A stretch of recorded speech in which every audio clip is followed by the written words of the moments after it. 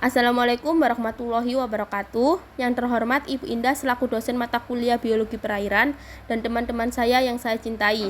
Sebelumnya, perkenalkan, saya Revi Putri Dwi Anjani selaku moderator yang akan memimpin jalannya presentasi ini.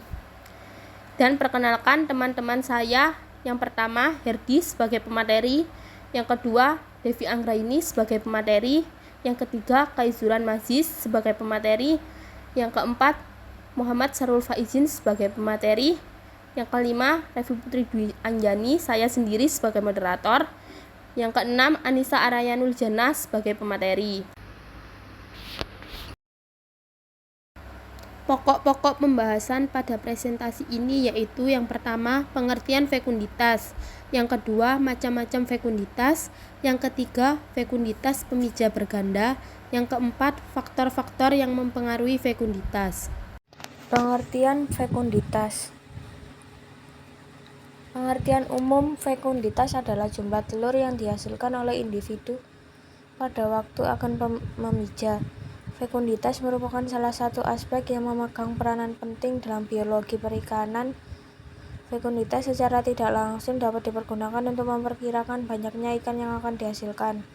Fekunditas pada suatu individu dengan individu lainnya mempunyai keterpautan dengan umur, panjang atau bobot individu dan spesies ikan.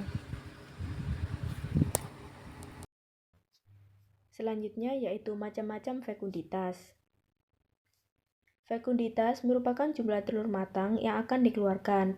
Pembagian fekunditas terbagi atas fekunditas individu, yaitu jumlah telur dari generasi tahun itu yang akan dikeluarkan tahun itu pula, dan dianjurkan untuk menentukan fekunditas ikan apabila ovari ikan itu sedang dalam tahap kematangan yang keempat.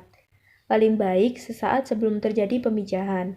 Jadi, fekunditas individu hanya baik digunakan untuk ikan yang melakukan pemijahan 1 kali dalam setahun. Menurut Baknal 1978, fekunditas total, jumlah telur yang dihasilkan selama hidup. Sehubung dengan hal ini, maka fekunditas individu tidak relevan dengan fekunditas total. Fekunditas relevan, jumlah telur per satuan berat atau panjang. Fekunditas relatif sebenarnya mewakili fekunditas individu kalau tidak memperhatikan berat dan panjang ikan. Ada yang menggunakan panjang sebagai pembagian dan ada yang menggunakan berat. Penggunaan fekunditas relatif dengan satuan berat. Menurut Nichols 1969, fekunditas relatif mengalami kesukaran karena tidak dapat dipakai untuk membandingkan satu populasi dengan yang lainnya atau keadaan dari tahun satu ke tahun yang lainnya. Ikan-ikan yang termasuk dalam golongan vivipar, ikan yang melahirkan anak-anaknya mempunyai 3 macam fekunditas. 1.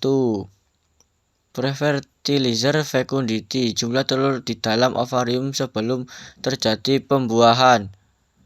Fertilizer fecundity, jumlah telur yang dibuahi dalam ovarium. Larva fecundity, jumlah telur sudah menetas menjadi larva tetapi belum dikeluarkan. Pemijahan berganda. Fekunditas pemijahan berganda, ikan yang berpijah berulang-ulang dalam waktu yang lama akan melibatkan persoalan telur cadangan dan telur yang sudah berkembang. Kriterianya adalah ada tidaknya kuning telur. Jumlah telur yang mempunyai kuning telur yang dihitung fekunditasnya pada musim itu. Jumlah angkatan dan jumlah telur tiap angkatan. Poin 4. Faktor-faktor yang mempengaruhi fekunditas. Faktor yang mempengaruhi fekunditas adalah umur ikan, panjang atau bobot, dan spesies ikan. Nilai fekunditas suatu selain dipengaruhi oleh ukuran panjang total, juga dipengaruhi oleh bobot tubuh. Bobot tubuh ikan betutu lebih baik untuk menduga nilai fekunditas jika dibandingkan dengan panjang total tubuhnya. Faktor dalam yang mempengaruhi fekunditas yaitu 1.